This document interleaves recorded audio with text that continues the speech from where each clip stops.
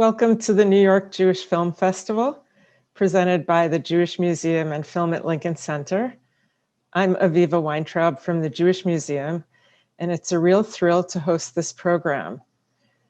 I want to thank our supporters, our funders. I want to thank you, the audience, for joining us. We're really excited to have with us Judith Helfand, the director of the feature-length documentary Love and Stuff in our festival, as well as the short Absolutely No Spitting, also in our festival. And this is Filmmaker Focus on Making the Personal Universal. Our format today will be Judith will speak and show some clips from her films in conversation with me for about half an hour or so, and then we'll have time for questions from the audience. If you do have a question, please use the Q&A box. I want to also thank Go-To Films, which is distributing Love and Stuff in the United States. And I should mention that if you have not seen the film yet, it's available on virtual.filmlink.org. That's our screening platform for the New York Jewish Film Festival until tomorrow at 12 noon. So it is now my great pleasure to welcome Judith Helfand. Judith is best known for her ability to use her quirky sense of humor, irony, and personal storytelling chops, and the power of transparency to tackle some of the most pressing issues of our time, from toxic chemical exposure to climate change to the politics of disaster. 3 of her films have premiered at Sundance and been nationally broadcast on PBS, POV, Independent Lens, HBO, and the Sundance Channel. Her film, Blue Vinyl, which you'll see a little bit of, received the 2002 Sundance Excellence Award in Cinematography and 2 Emmy nominations, and its prequel, A Healthy Baby Girl, won a Peabody Award. Helfand is a field builder who has helped reshape the documentary landscape by co-founding 2 critical organizations, Working Films and Chicken and Egg Pictures. Welcome, Judith. Thank you so much for having your films in the festival, and thank you for joining me for this discussion. Thank you. Thank you, Aviva Weintraub and the New York Jewish Film Festival and Lincoln Center, first for the opportunity to screen Love and Stuff and Absolutely No Spitting together, which is unique and a wonderful pairing. Second, for the chance to have this discussion.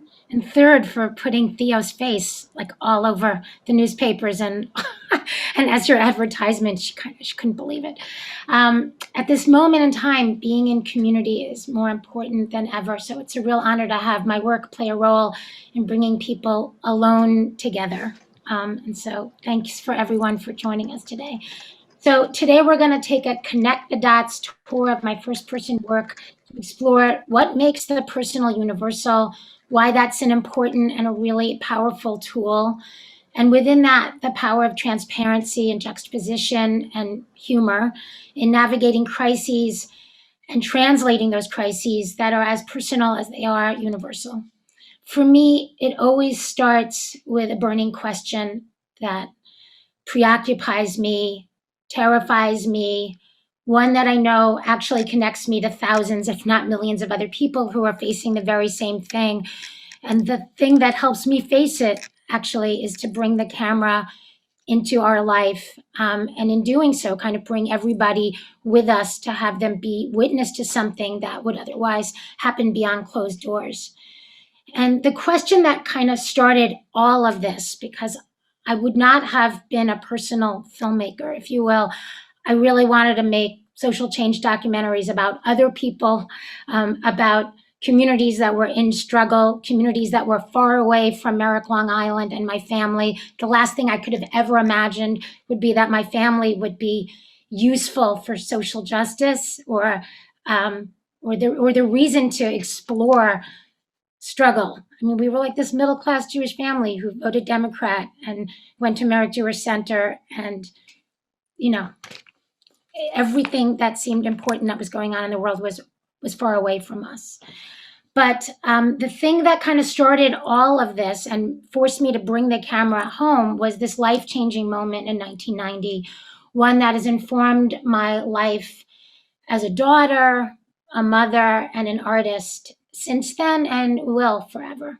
So I want to start by rolling clip one from A Healthy Baby Girl. And the question that I'm asking in this is sort of like, how did this pharmaceutical company get inside my body and my personal relationship with my mother in a way that could both inform and deform my future, our future, and the future of our relationship?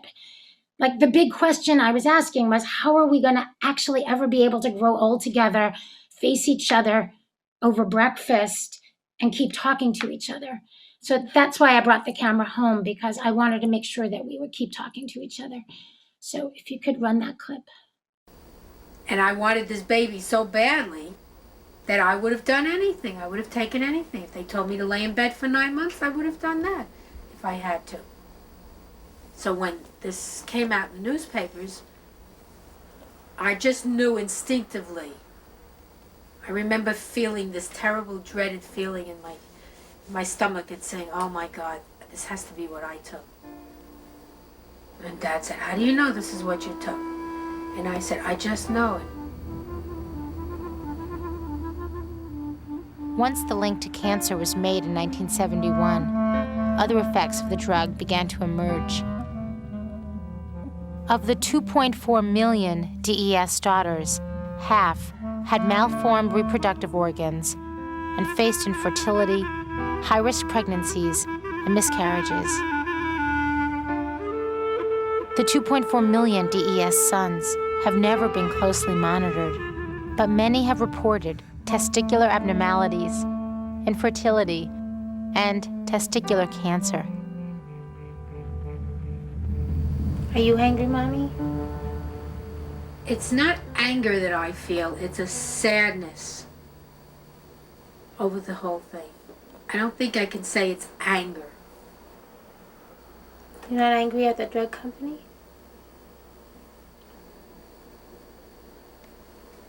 I guess it's anger. It's hard for me to express what I really feel.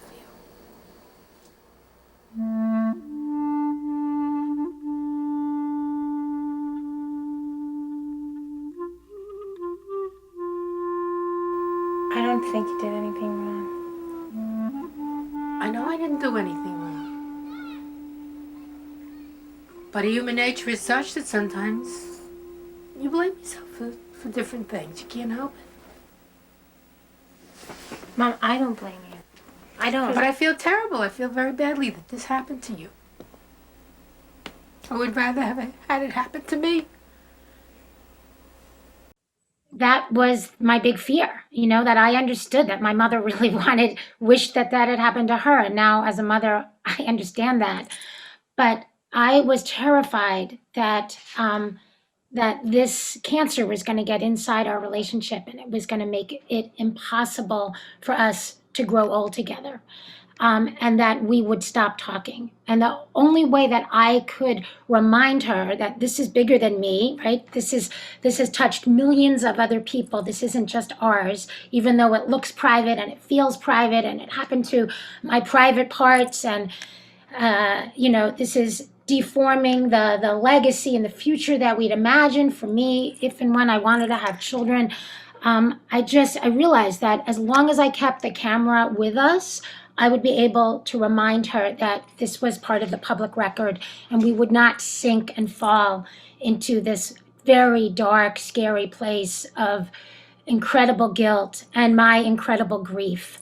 And the combination of guilt and grief is very potent. So I kept that camera with me literally for 5 years and documented our relationship for 5 years. Because I realized that if I let this be private, it would kill us. And that the only way for us to grow old together was for me to remember and for me to remind my mother at every turn that this DES tragedy was bigger than us, that what was happening to us behind closed doors in our little red ranch house in Merrick, Long Island, needed to be a part of the public record, that it needed to be anything but private. And if we could remember that, it would be okay. Now, it was around that time that I also learned a very important thing.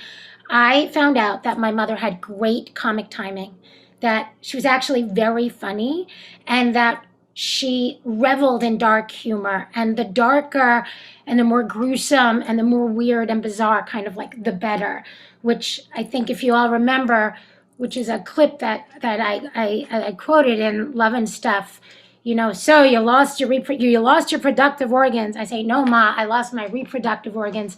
And it was like that banter kept us understanding, like, this is very dark, this is very scary. And if we could kind of laugh in the face of this toxic chemical exposure and laugh in the face of this tragedy, we actually might be okay. And then I realized that if I could let other people laugh with us, that would be even more important. It also, around that time, I started to understand the power of irony, the power of absurdity, because what was going on for us was completely absurd. And that if you juxtaposed this big problem of toxic chemical exposure and corporate greed with love and family and intimacy and legacy and hope, which were not things that usually were coupled together, that if you could do that, then you would really truly let people in on seeing the things that were most at risk of being hurt when there was egregious corporate behavior and when profit was pitted against our humanity and our health and our futures. And so I want to show you this clip from A Healthy Baby Girl. It's a little clip about eggs, which is bizarre and funny and also kind of science fiction and quirky. So if you could roll clip 2. Talking about eggs. Yeah. Daddy told me that you've been trying to figure out how you could salvage my eggs. Your eggs? On the telephone the other day. Oh. No, I said if I was younger, Yeah. we could salvage your eggs, and they'd be fertilized in a petri dish. And if it was successful, then you could plant them in my womb, but I got one, so I'm sorry, I can't do it for you. It's been done. There was a mother who did it for her daughter. See, that way you know that the mother's not going to say, or the host, the person bearing the child is not going to say, it's mine someday. My eggs might have DES in them. That was something that Daddy brought up. Could be the worst step one might want to take, not the best. Why would we want to play with all this technology after everything? It may backfire. And then what do you do? Just so that I could have a blood child? That would be the only reason that you would look into something like that. Judith, I think that moment, those moments of humor are so important and such a kind of a hallmark of your films. In Love and Stuff, I think it comes at such a critical moment that reproductive organs, every time I watch it, I feel a little bit like I exhale at that point, like it's okay to laugh with you. And it's such a beautiful scene. That's certainly the power of editing. But, I always say, the one thing that I've learned through all of these years, is like there's as much humor as there is horror, that you have to balance it, that, you can't make a movie. You could have anger, you could have pain, you could have suffering, you could have righteous indignation, but you can't put that out there at all times. It has to be underlying it, right? That has to be part of your moral compass, but that's no way that you're going to be able to bring an audience with you. And actually it's the humor that makes things really dangerous and really radical. And unsuspecting, and incredibly useful, especially to activists who are on the front lines trying to deal with toxic chemical exposure, or who are trying to get, corporations to change how they work and how they operate, or trying to, push for very serious accountability, and I learned that by both experiencing this at home, but also, being in the field and testing this out with audiences and understanding, when is something too personal? When is something too painful? When is something too hard to even understand? And the only way that you could help people understand it is with the power of juxtaposition or transparency, or letting them into sort of like the bizarre nature of the world in which we live in, which is so much more complicated than just anger or pain or grief or guilt. That the eggs were an interesting sort of metaphor. I mean, the fact that we were even talking about reproductive technology over breakfast, and talking about whether, and talking about surrogacy as, and other kinds of, reproductive technology to help me be able to have a child, because, like my parents were just wringing their hands trying to figure out, how do we fix this? It's like, you can't fix this, right? Like, once something becomes extinct, it's extinct. Like, that's what this is. That's what we're dealing with.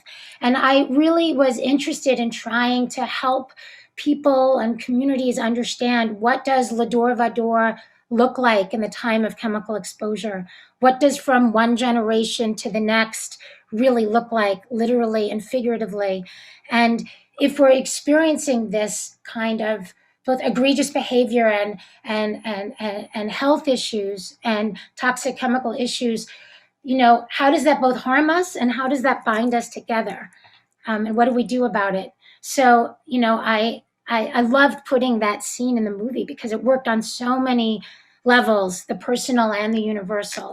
And it tapped into, this whole question of sort of motherhood, and how do we grow old together, and how is she gonna be able to reconcile that I'm not going to be able to have a baby, and that it wasn't her fault, but in her mind it sort of was her fault. And then that kind of like runs throughout.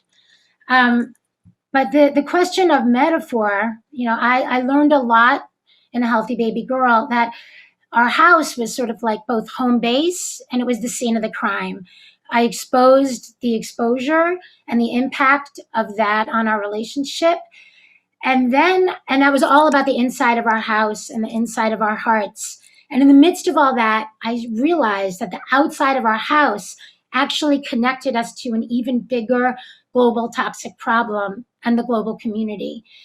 So at the end of A Healthy Baby Girl, I wind up focusing on my parents' crazy, misguided decision to cover our house with blue vinyl so that my father will never have to paint the house again, that my mother will stop hawking his chinik. It'll look good by that Rosh Hashanah, and it'll last a quote unquote lifetime.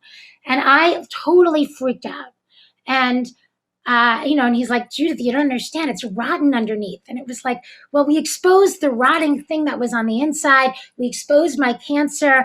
And now we're going to put vinyl siding on it. Little did I know that the end of A Healthy Baby Girl would become the beginning of Blue Vinyl and a sequel to that film. So if you could run clip 3, you'll both be seeing kind of the end of A Healthy Baby Girl and the beginning of Blue Vinyl, and my understanding of like how the personal really is universal and how radical a little house in Merrick, Long Island could actually become.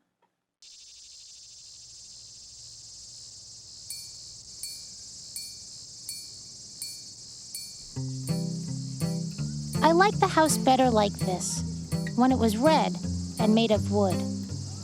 What I would like you to do is to go around the house with your video camera and take pictures of the verkruch in the house, the red wood. And then you'll realize that it has to be redone. Yeah, Ma, what does verkruchen mean? Rotten. See that? What is it? Rotten wood, and it's damp. It didn't even rain today. Come close. Do you see how soft it is? Squeeze the wood. Press the wood, never mind the video. Ugh. Okay. But vinyl, it's not even a natural fiber. It looks so much like wood. What, you just have like little Yes, wood things? yes. Oh, you got fake little wood things on it? You got, like, what do you call that, Dad? It's embossed. Embossed. You embossed it with fake wood print. Think of it as an outer coat. It's threadbare, it's worn. It needs replacement. I can understand your attachment to, your childhood and where you grew up. But lots of things happen in life and changes are made. And we have to be able to roll with it. I think you're reacting to this like it's a loss in your life. You're going to lose a lot of other precious things in your life as time goes on. And you already have. You've had one terrible loss. So I just feel you're overreacting a little bit. The loss my mother was referring to was the radical hysterectomy I had when I was 25. Back when she was pregnant with me, my mother was given a drug called DES, a synthetic estrogen that was supposed to prevent miscarriage. Turned out the pharmaceutical industry knew all along that it didn't. What it did do was give me a rare form of cervical cancer. Up to that point, the dangers of toxic chemical exposure hadn't really worried me. But then, I started questioning everything. They're not keeping the shutters? I don't know about the shutters. Are they made of wood? No, these are vinyl. They're vinyl? Oh, they'll probably keep them. You think they'll keep them? Oh, sure, yeah. Tell Jerry to save those shutters. They're new. Okay. Jerry? Yep. Did you hear my mother? Yeah, I did. Save the shutters. Mm-hmm. They're new. Everyone assured me vinyl siding was safe and would only let off toxic gas in the rare event of a house fire. But after my experience with DES, I figured any material so loaded with synthetic chemicals had to pose some kind of risk. Later, I asked my dad if he had known that over the course of its life cycle, from the factory to the incinerator, vinyl produces a wide array of deadly pollutants that threaten our future with a global toxic crisis. Would you still have put it on the house? I hope not, honey, he said. But they didn't write that on the box.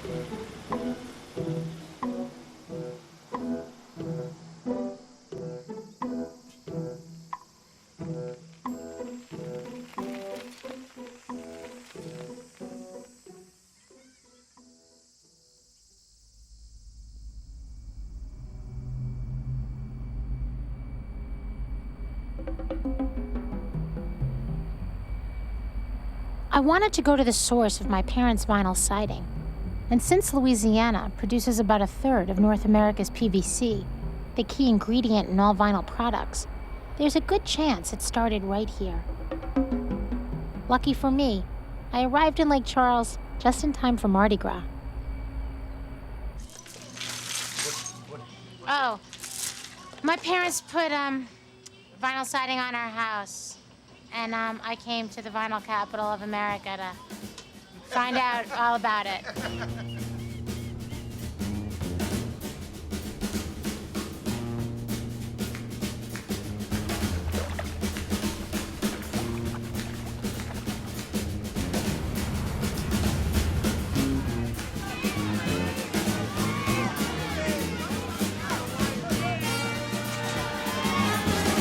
I brought my vinyl.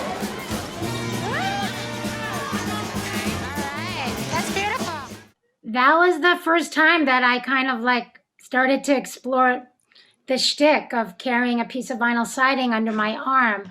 But I had to do that because it was the only way that I could make the investigation into the underside of the vinyl industry and connect the dots, cross-class, cross-race, cross-geography, and to center the consumer at the middle and to legitimize why I was asking these questions, because I needed to have a piece of the house. Like I needed to be able to kind of blame it on my father. I needed for us to be the unsuspecting consumers who didn't understand anything other than that they had promised that we would never have to paint the outside of our house again. And truly, like, that's how everything works. It's like if you don't leave your zip code, if you don't leave your house, if you don't cross all those lines, you don't actually see. You don't understand those. You don't understand the connections. But I would have been considered, like that traditional sort of Jewish muckraker who comes down south and tries to challenge a community that, is essentially,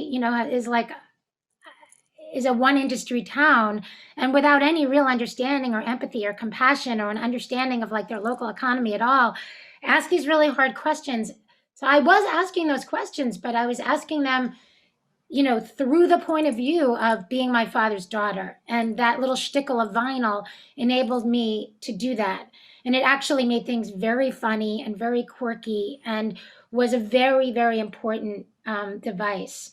This clip also, oh, sorry. What were you going to say? I was just going to say this clip also reminded me of one of the things I love about your films is that, many documentarians do a lot of research, but they sometimes hide the research and just present the results. And you bring us, the viewer, along on all of the process. And I think that's so special. And, boom, you're in North Carolina. I mean, not boom, I'm sure it took a ton of work to put it together, but it's just so great to really see the process you go through. Well, I think that's what I learned, was actually that making the process transparent was the greatest tool and my biggest asset, along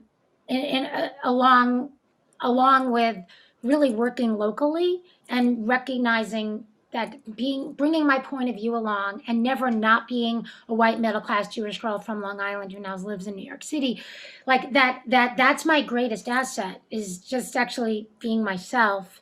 And if I do that, then I have the option and the opportunity and the privilege and the ability to bring my community along with me, which is always sort of my Jewish community and is increasingly becoming the white community.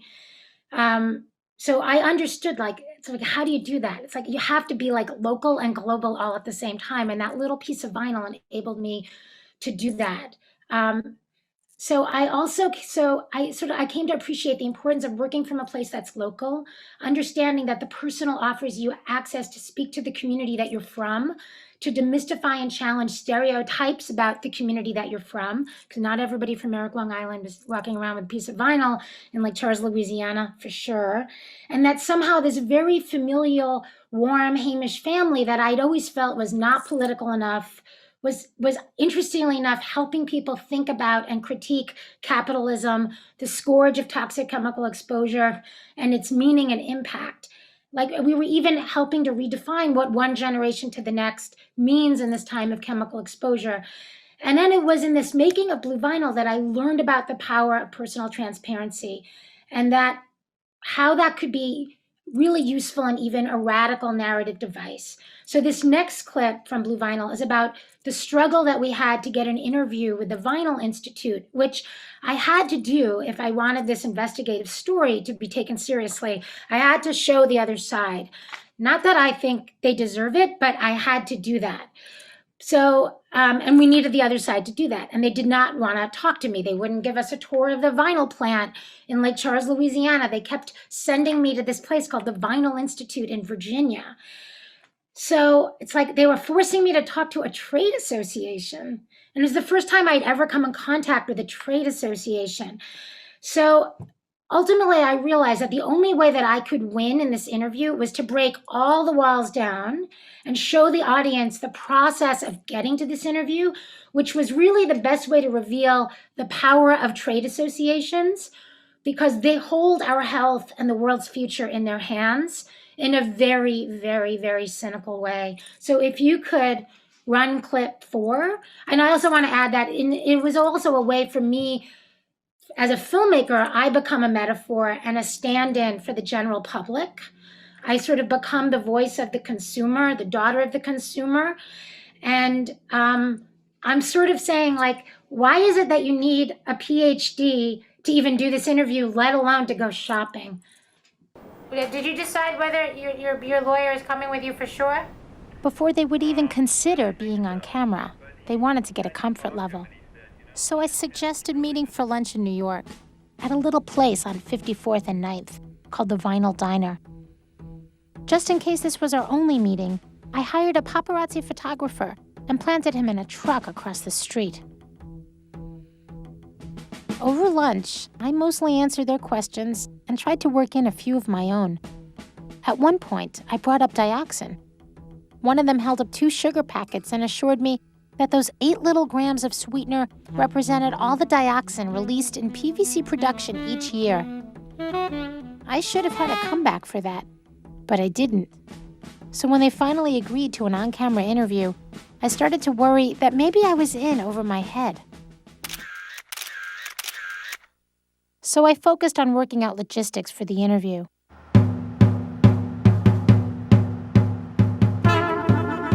We wanted a tour of a vinyl plant. They suggested a Habitat for Humanity house instead. We countered with a location in the middle of Lake Charles, in front of a fountain donated by a local PVC manufacturer, but they had problems with that too. Finally, we just left it up to them, and they chose to hold the interview in Baton Rouge, in the heart of an area in Louisiana known as Cancer Alley, in a hotel at the intersection of corporate and trust. The night before the interview, I had what you might call a crisis of confidence. I'd been cramming for weeks, but I was going up against a guy with a PhD in chemistry who had been working for the vinyl industry for the last 22 years. I needed a coach, so I called Monique Hardin, an environmental lawyer who had a lot of experience dealing with the Vinyl Institute.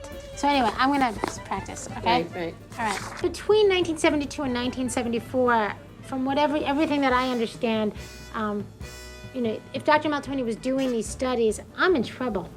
The dioxin levels in the blood of Mossville residents is significantly high. Do you think it's crazy for someone like me to be going head-to-head with them tomorrow? I think a good strategy overall is how you order your questions. There are people who are very, very, very sick who live in Mossville or across the street from the facilities that you represent here in Louisiana. Now, must we wait until their illness is directly correlated to your emissions, or do we try to address your emissions now before everybody's dead? How am I doing? You're not doing very well. Okay, so Black skirt and red tops, of course, I have a bias in favor of that. All right, welcome. the Vinyl Institute had agreed to the interview with the following ground rules. No props, which meant no sugar packets, no salt, and there went my question about sex toys. No surprise documents or videotapes, no questions outside the expertise of their expert, and no more than 30 minutes for the whole thing. I was told to leave my blue vinyl siding at home.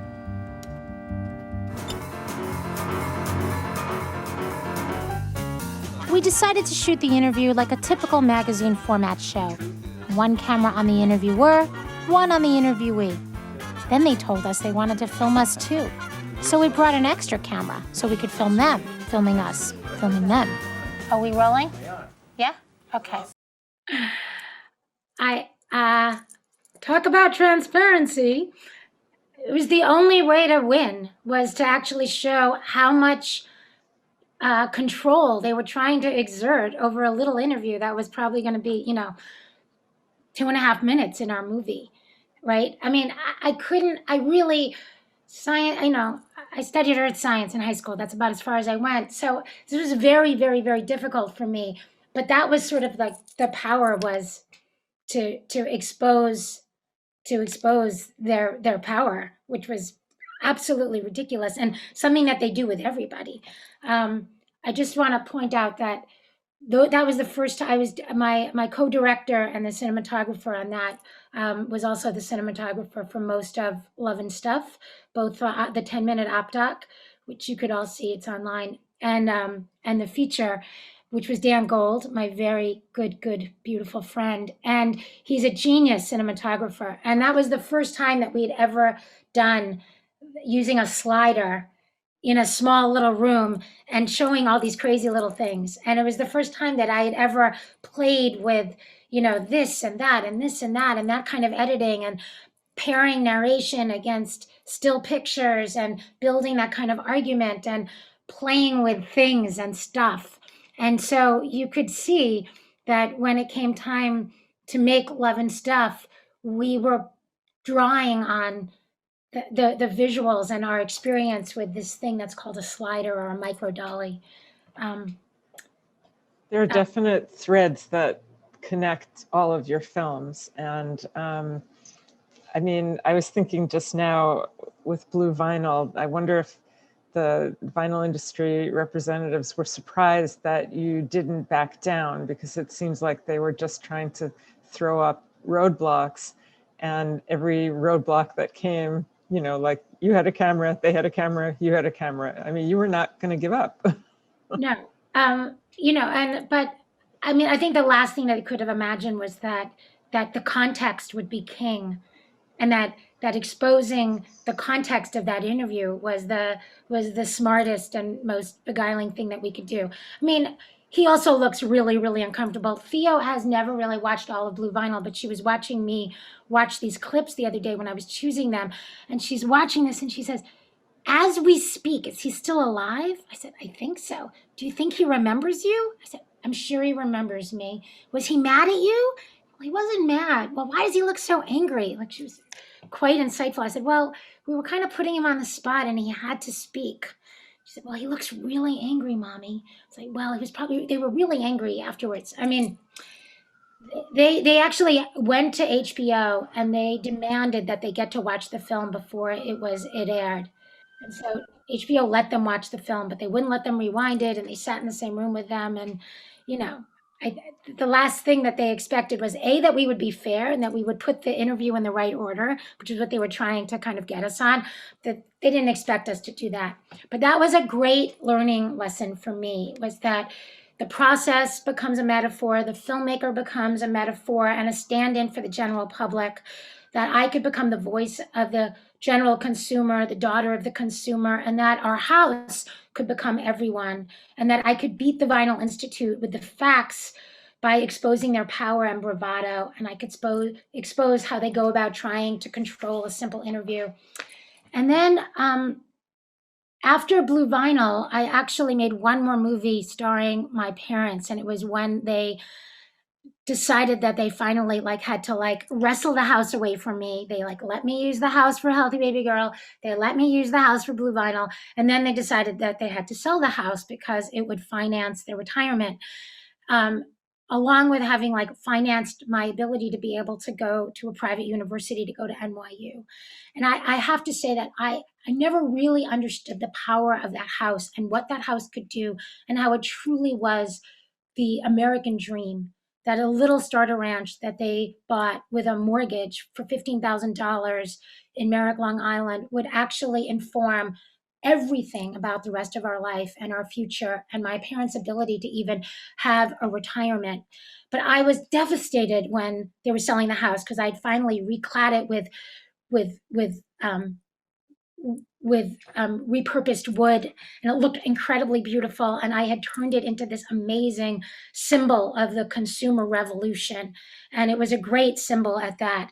And then they basically said, enough with you, we have to sell the house. And so I shot everything about them moving and leaving, and the packing up of all that stuff, and everything that they had in the house. And the irony that the only thing that they could really afford that gave them the space and the feeling of being able to start their life all over again as newlywed retirees was to move all the way out to the very, very end of Long Island, 2.5 hours away from any of their children, my brother and I, who still lived in New York, to a vinyl-sided retirement community called Walden Pond. And the joke was, even Thoreau would love it. And I was like, and it was made of beige vinyl. And it was the most painful thing. I probably put 40 pounds on, being so embarrassed that in the end, after all of that, my parents were moving to a vinyl-sided retirement community that was all beige.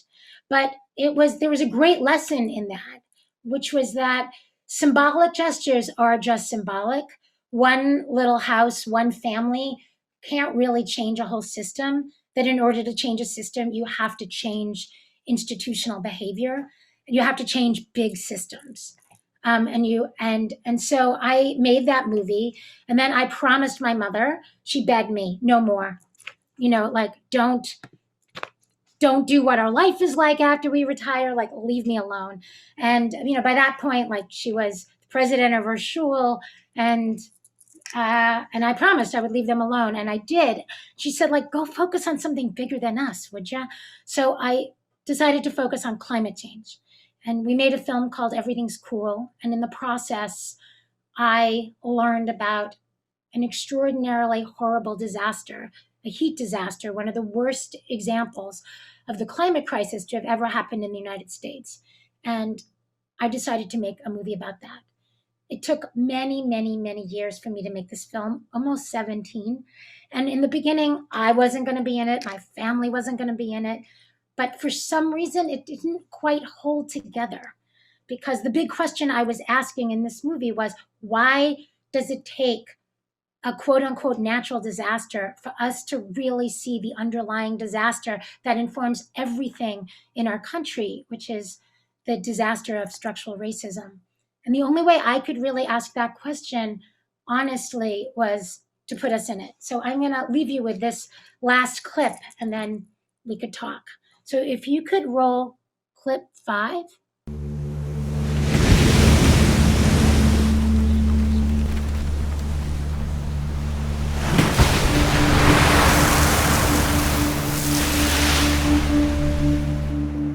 What's the best way to prepare for disaster? It's a question lots of people are asking these days, as the planet heats up and we find ourselves facing one unprecedented disaster after another.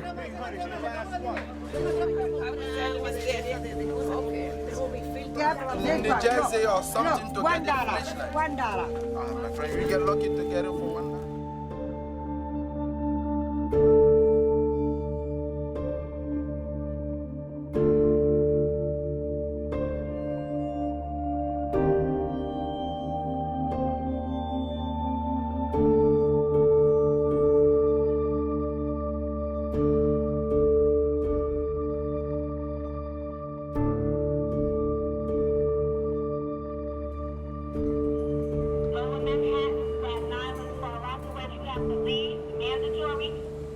Personally, I never really had to grapple with disaster preparedness. That is until Hurricane Sandy was heading towards my hometown. And are you ready for this hurricane? I got my batteries, I got my flashlights, I got my candles, I'm good. All right, did you fill your bathtub up? That I did. Do you know why we're supposed to fill our bathtubs up? No. I don't either. If ever there was a moment for an emergency plan and a well-packed to-go kit, this was it. But I didn't have either. So I relied on my ability to go. To my family in Westchester County, 18 safe miles from the eye of the storm, where last-minute preparedness shopping started early. I just got lucky on the generator. I became number 99 out of 100. There's no more generators. My name was on the list. That's how I ended up with them. I was here this morning at 5:30. What time were you there? I was there at 7. What were you doing? And that's how I came to find out that my big brother Alex, a computer engineer and competitive sailor, was also a closet disaster master. The reason you have to have the generator is so you can run the sump pump. Without that, you might as well just kiss your ass goodbye. How do you run it? On gas. How much do you have? I'll show you. We have 10, 20, we have 25 gallons. This is for a drill, this is for a searchlight, Ellen's phone, my cell phone. We can chop ourselves out of the house. We can also dig ourselves out. By the way, do you like our escape? Are you serious?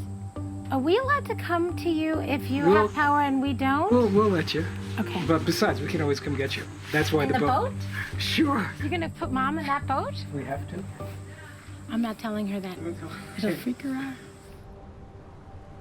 You would not believe your son. He has a boat. In case we can't get out, he could come and get us. He has a boat? Which fortunately we didn't need. Tore down power lines in Babylon with explosive results and water poured into the streets from Great South Bay. Electricity was a different story. As long haven't got Mom, the lights keep going on and off. Mike? You okay? Are you okay? Yeah. And Judy's with me. I'm fine. And I have everything I need. Good. All right. Lights are out, so we do this right now. That's all. What can we do? Okay. Anything. All right, just let us know. Yeah, and Dolores is not home. And Pat's not home either. She's in the hospital. Yeah, I know. Yeah, okay. It's very scary. The water is rushing. It's your turn. Safe, cozy, and with very bad letters, I had plenty of time to think about disaster preparedness. My mother had her close-knit hallway. My brother and his family had their generator. And I had them. I was very aware of how fortunate I was, and I was equally aware of how many people in my own city were not.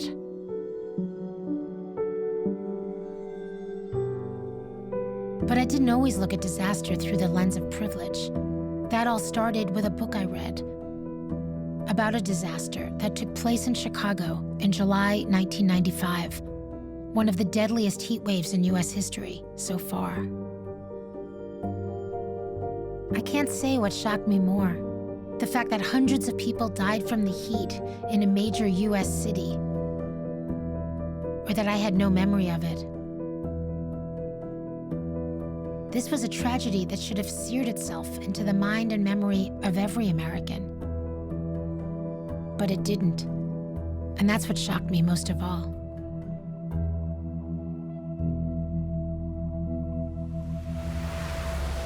So I tracked down Eric Kleinenberg, the native Chicagoan who wrote the book about the heat wave. When I met him, he was about to brief a congressional subcommittee in Washington, D.C. Heat waves kill more Americans than all of the other so-called natural disasters combined. Disasters are important not just because they represent extreme cases, but also because in looking at them closely, we learn to recognize conditions that are always present, but difficult to perceive. And I want to suggest there's a kind of disaster in slow motion taking place in American communities everywhere today. That was what was unique about the heat wave in Chicago. It was a natural disaster that revealed an unnatural one in a way that I'd never really seen, mainly because I didn't have to. So I went to Chicago and drove from the iconic lakefront to the south and west sides of the city, to the neighborhoods that had suffered the most heat deaths in 1995. It was obvious something devastating had happened here, but I was pretty sure it had nothing to do with the weather. This disaster was man-made. And that's about when I started to question our very definition of disaster.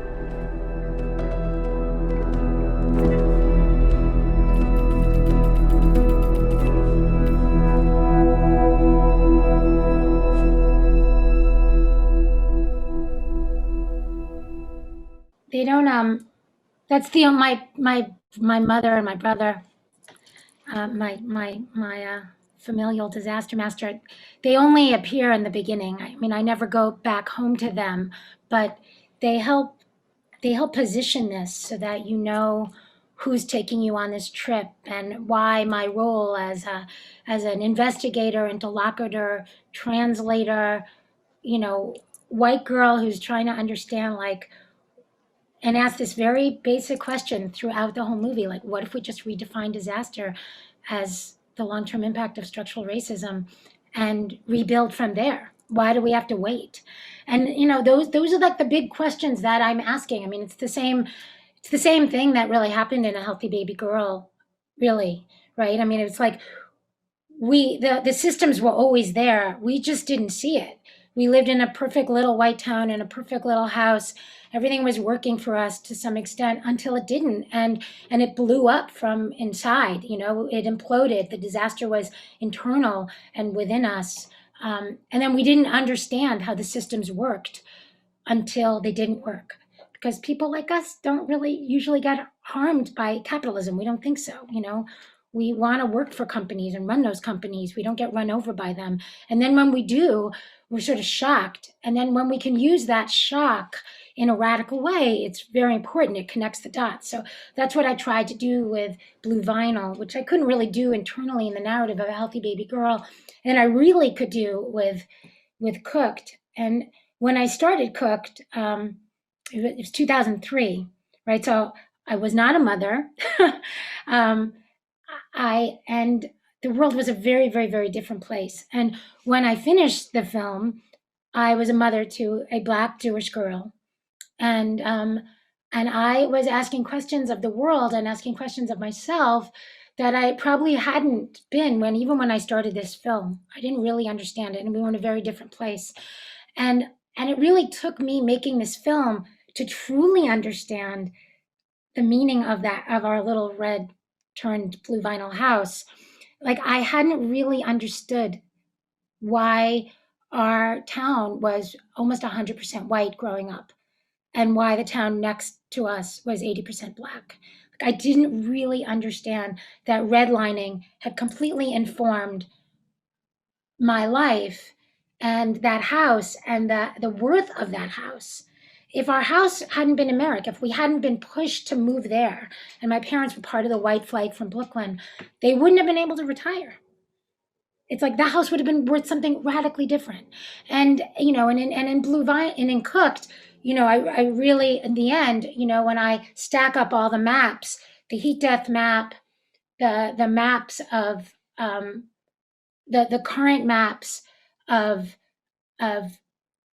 all what we call the social determinants of disease and ill health, which is essentially the COVID map now was the heat death map then. And then you put it on top of a redlining map.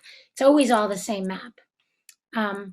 And so that's why we decided to call the movie Survival by Zip Code, because we are. I mean, and that is now the current story that we're all living through.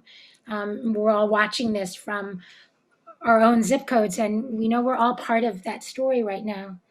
And can you talk a little bit about how the film has been used as a tool for activism? And I understand, including in 2020, relating to the COVID crisis. Actually, it's interesting. The film was released on Independent Lens last year in February around Black History Month, and it was the kickoff for Black History Month for Independent Lens. And within a month, we all started the first lockdown, and then they came to us and said, the staff here desperately wants to air the film again, and they feel like this film has so much more resonance right now than it even did before, and it has so much more meaning, and it's actually the COVID story. And part of what we do in the film is we try to reframe what disaster means, and in the process reframe who the disaster masters are and who the real first responders are, and what is the best way to prepare for a disaster. And the last line of the film is, well, I guess it depends on where you live. And what we're really trying to do with the movie is literally to help reframe what disaster preparedness looks like. And if you reframe what disaster preparedness looks like, you would then actually look at who have been the first responders and the frontline workers who in every community across this country who've been the first ones to bring food to people who needed it, to bring water to people who needed it, to bring PPP and masks to people who needed it. It was the anchor institutions and the grassroots institutions, the urban agricultural workers and the healthcare workers and the people that deal with asthma and breast cancer every single day, the people like the Lower East Side Girls Club, downtown here in New York City, like the arts institutions who, like the libraries, like all of the institutions who build the social capital every single day, who build the trusted social networks. The ones that we are saying, divest from the police and invest in local institutions who are really building back social equity, who are really addressing inequity every single day. Like, that's what disaster preparedness really needs to look like. So right now we're actually trying to use this film in a campaign that we're calling Beyond Declarations, because in the last year and a half, the same question and the thesis that I ask in the film, which is, can we redefine disaster to be that underlying core disaster of structural racism? And if we do, then if we date the disaster back then, we would be rebuilding in a radically different way. We wouldn't be waiting for hurricanes or heat waves or COVID-19. There's communities, jurisdictions all across the country who are now redefining racism as a public health crisis. Because if you just call racism racism, it doesn't seem to move the government to actually, maybe the new government will do something, but it doesn't really help move money and help reframe the disaster that we are seeing unfold every single day right now. If you redefine extreme structural racism as a public health crisis, it actually moves people. It moves budgets. It moves people's hearts. It helps them think about things radically different. So we're trying to support the jurisdictions who have actually made these declarations that are similar to declarations of disaster, declarations of public health crisis, and trying to support them as they move the declarations into public policy that actually has teeth. And I actually think that the Homeland Security money that is funneled to communities all across this country for disaster preparedness exercises could be repurposed and invested in communities in ways that would actually address inequity in core ways, that would invest in communities of color that have been divested from for generations and generations and generations, and be somewhat a little piece of the reparation movement. So that's how I'm trying to use the film right now. But it was while I was making Cooked that my mother was diagnosed with metastatic cancer. And that's when I had to go home and help set up Shea Helfand Hospice and really face the hardest, most universal question of all, which is, if you're lucky enough to have a mother that you love, and who's been able to nurture you in all the ways that you need, and I definitely need very unique kinds of nurturing, the big question becomes, how do you live without her?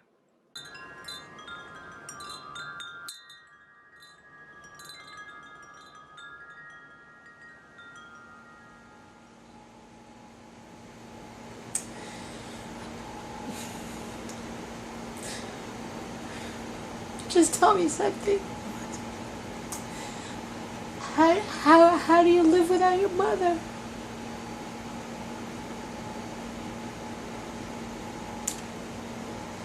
You do.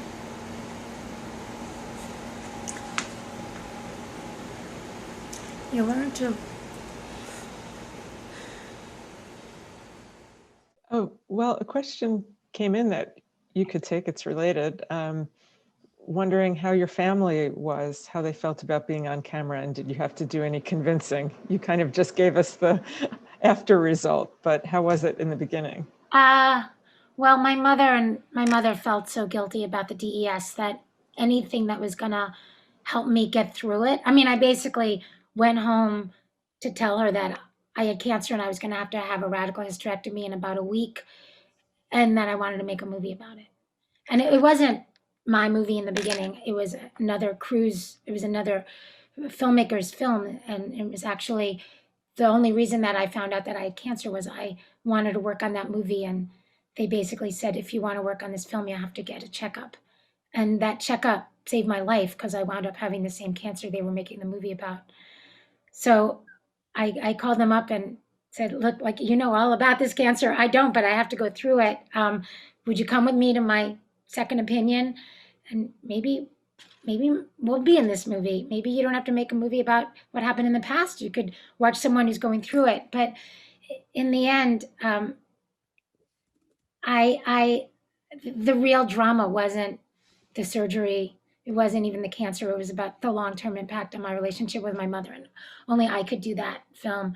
And my mother saw how much better, how the only way that I could get through this was with a camera, that somehow it enabled me to kind of face this and be with her and for us to kind of communicate with each other. So if it could make me even a little bit happy in the face of being in so much pain, she said, okay. And then, when I wanted to make Blue Vinyl, my father said to my mother, Florence, you had your movie. You had a healthy baby girl. This is my movie. We're going to make Blue Vinyl together. And my father's job was really to talk my mother into letting us take the vinyl off the house. And I used to beg him, like, just whisper to her at night when she's falling asleep, give her the vinyl. It'll be okay. Give her the vinyl. So he was my muse. I had promised her that I wouldn't shoot her for years, and I didn't. I kept my promise until she was dying. And not unlike the only way that I could face going through our cancer crisis together was with a camera, I couldn't quite face losing her and watching her die or helping her die and facing that very universal question, which I knew millions of people have had to deal with before me and millions will after me, which is, how do you do hospice? How do you help someone die? How do you live without your mother? How do you become a mother in the wake of losing your mother? And those were the core personal questions that I was asking, and that I asked some of my very best friends to come and help me ask when, after my mother died, I was left with all that stuff. And that was the genesis of Love and Stuff. So I could leave you with some images from those first moments, or we could talk. Ooh, there's a question from the audience that I'd like to pose to you. It's, what's your process of writing and recording the narration? How much rewriting do you do? The entire film, it's such an important component of the film. Your voice is such an important component. Do you ever have a problem hearing your own recorded voice or finding the right words? Well, if I find the right words, I don't have trouble recording. If the words are not authentic, I can't even say them. They literally get stuck in my mouth. And there are rules about what kind of words I can use and what kind of words I can't use. So like in A Healthy Baby Girl, I was not allowed to ever use the word feeling. I couldn't ever use the word journey. Like I just couldn't. Those were horrible words. Now I wrote the narration for Love and Stuff with the great Yiddish poet, who's our poet laureate for sure, Irina Klepfish, who I love and still hold to be one of my dearest and oldest friends. And we knew we could never say journey, like we were just not allowed. I wrote the narration for Love and Stuff with David Cohen, who was also the editor of the OpDoc, and then ultimately one of the co-editor of the feature of Love and Stuff. And we wrote that together. And that was sometimes the process was easy. Sometimes I was writing the narration while we were shooting. I knew that, I could show you some material that I have in a clip. Like I was writing that while we were shooting. I was like saying that out loud to help Dan Gold know like how long to hold a shot. And I had that and I knew it in my heart, and that was easy. But but then there was other parts that were really hard. And the process that we did, it was like we would start with a core question and David would interview me and we would talk and he would listen to me talk and then he would transcribe it. And then we would like pour through this text and then we would find the pieces that felt like they worked and that they felt like they were authentic and they felt real. And then that narration was a building block, just like the images were building blocks, just like the music was a building block. And somehow we made it work. But I was constantly rewriting up until the very, very end, always. Well, we're close to out of time, but is there anything you'd like to leave us with before we all sign off? I'd love to leave you with this this last clip from I think the big question that I had to ask was, how do I live without my mother? How do I become a mother without my mother? And then the big question in Absolutely No Spitting was, how, as a white Jewish mother, am I going to raise my Black Jewish daughter? And making the movies always helped me find the answers. And the questions, they are my rudder and they are my North Star. I know that they're never my questions alone. They connect me to millions of other people who I know are asking the same questions. And by making the film, it gives me an opportunity to both find the answers and to connect to people. The way that we are trying to use Love and Stuff during this pandemic is I'm trying to create a series of workshops called Love, Stuff, and Zoom. And I'm really trying to encourage people to use this time of separation and the way that we are building and strengthening and continuing our relationships with our loved ones, even if they are by Zoom. I'm trying to encourage people not to wait till their mother is 2 weeks from death to ask her how to live without her. Not to wait and have that question, but to have these really important and essential, very universal questions about the end of life, about what really matters before the end of life, before you don't have a chance to be with them, especially in this time of COVID.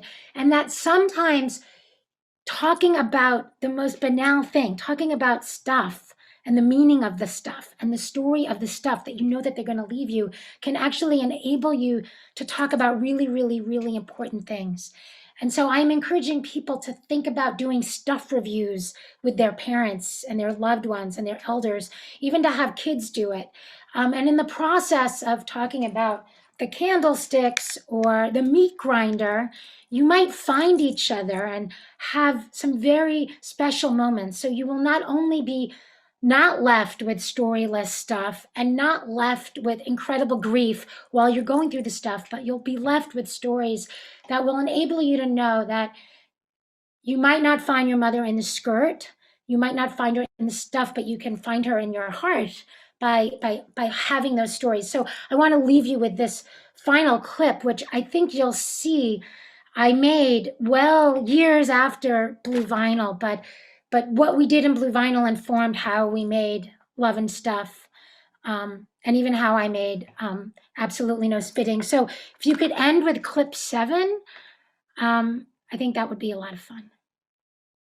And I just want to say that the last thing you're going to see, the elephants in the room, are now in boxes in my living room. And I'm waiting for the right moment to unpack them with Theo. And then when COVID is over, we're going to invite all our relatives and everybody that we love to come to the house and to take an elephant. But we're not there yet. Okay, clip 7. I know that she wore this to some weddings or bar mitzvahs, and I don't really want to, I'm not going to wear this. And I don't want to give it to anybody, and I want to keep it. It's so ridiculous. I have no room.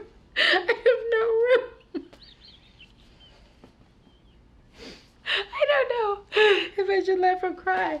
It's like she's not in the skirt.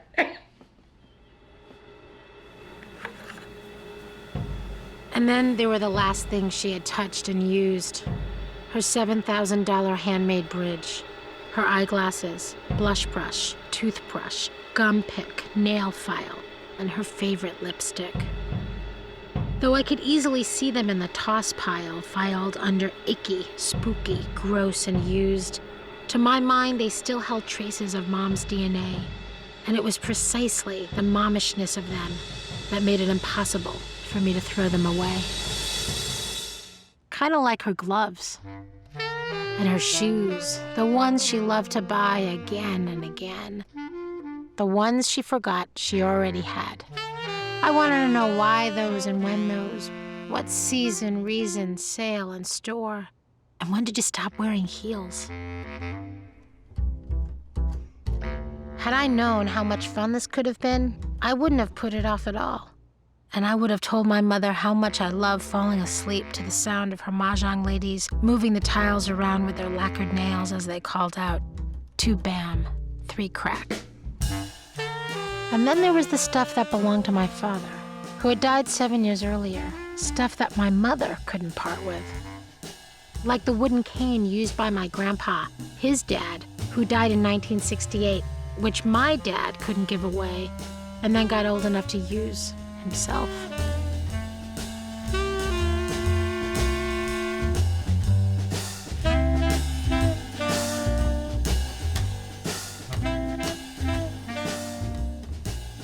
And then there were the elephants in the room.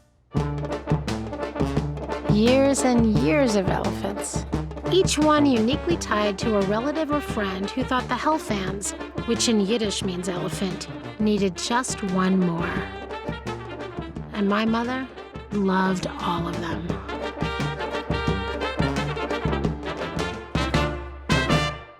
Thank you so much, Judith. Thank you so much for this. This was a lot of fun. Thank you. Thanks everybody who was there. I have a lot of friends who I know are in those 33 participants. Thank you so much for being there. I love you all. And Aviva, thank you so much for giving me this opportunity. It was really a privilege. My pleasure, my privilege. Thank you, everybody. I still have it. It's up there. Yeah.